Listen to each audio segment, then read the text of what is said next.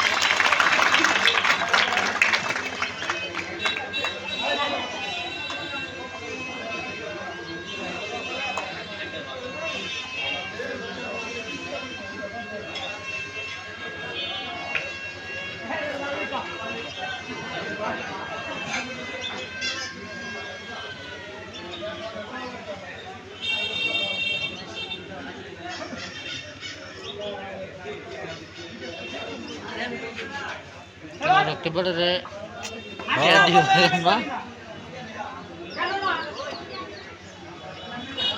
এখানে অনেক মাসুম বাচ্চাদেরকে দেখছি, ওদের মতন আমারও ছেলে আছে, মেয়েও আছে। খবরদার এখন তোমরা আমার কিনারে তোমরা কাজ করতে যাবে না বাবা।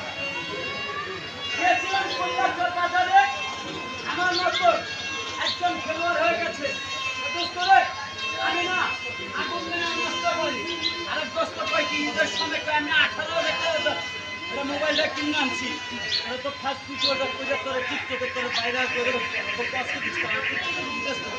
আমার মতন বানাইয়া কেন্দ্রি কেন্দ্রি খুলাইয়া সেই এইটা একটু পানা পাই এই না আগে